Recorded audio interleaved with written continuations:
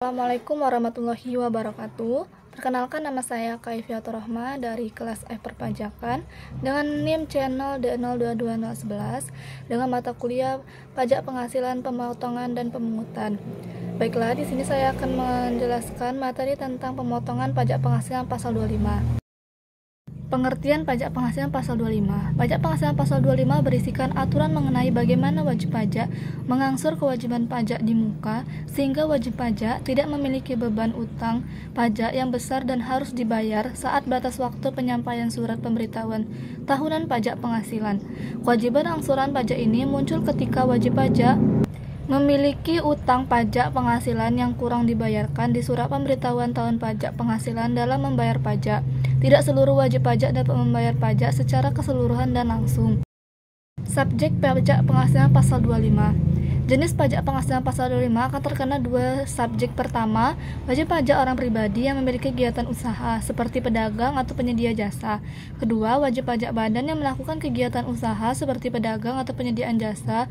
Adapun pasal jenis PPh pasal 25, tidak ada pihak yang memungut atau pemotong, namun wajib pajak pribadi dan wajib pajak badan yang melakukan usaha wajib menyetor sendiri kewajiban pajak penghasilan pasal 25 tanpa diwakilkan.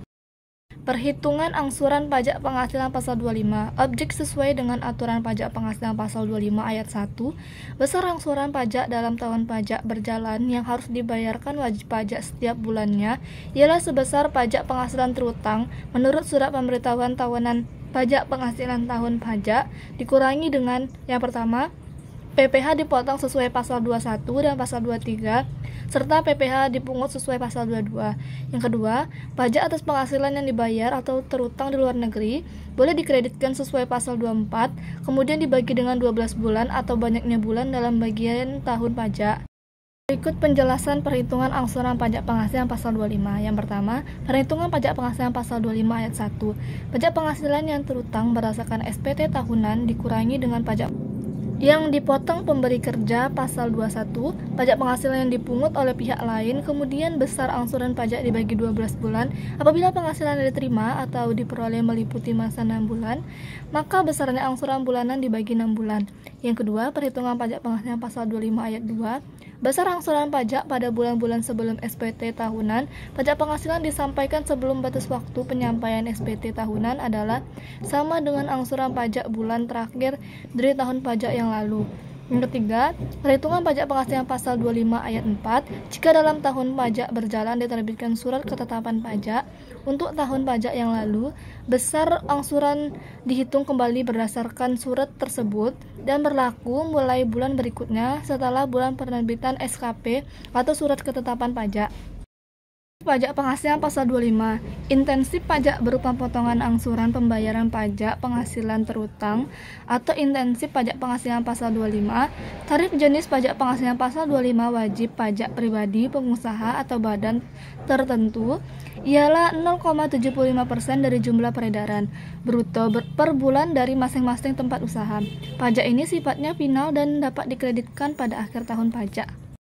Sanksi pajak penghasilan pasal 25. Adapun sanksi yang dikenakan apabila wajib pajak terlambat melakukan pembayaran, maka wajib pajak akan terkena bunga sebesar 2% per bulan, dihitung dari tanggal jatuh temponya hingga tanggal pembayaran.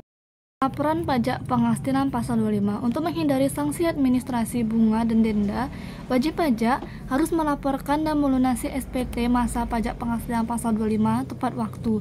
Jatuh tempo pelaporan ialah paling lambat tanggal 15 bulan berikutnya setelah masa pajak berakhir. Sementara untuk persyaratan wajib pembayaran angsuran pajak PPh pasal 25 ialah menyertakan surat setoran pajak SSP atau dokumen sejenisnya.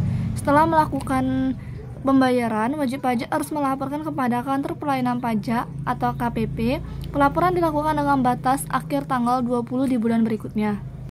Contoh soal pajak penghasilan pasal 25. Soal yang pertama, pajak penghasilan yang terutang berdasarkan perhitungan PPh badan tahun 2023 Tuan A adalah 50 juta.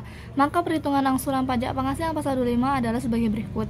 Pajak penghasilan terutang tahun pajak 2022 50 juta dikurangi pajak penghasilan yang dipotong pemberi kerja pasal 21 15 juta, pajak penghasilan yang dipungut oleh pihak lain pasal 22 10 juta, Pajak penghasilan yang dipotong oleh pihak lain pasal 23 2.500.000. Kredit PPh luar negeri pasal 24 7.500.000. Ditambahkan jumlah kredit pajaknya menjadi 35 juta. Selisih sama dengan 50 juta dikurang 35 juta 15 juta. Angsuran pajak penghasilan pasal 25 15 juta dibagi 12 sama dengan 1.250. Dengan demikian besarnya angsuran pajak yang harus dibayar sendiri setiap bulan untuk tahun 2023 adalah 15 juta dibagi 12 bulan sama dengan 1.250.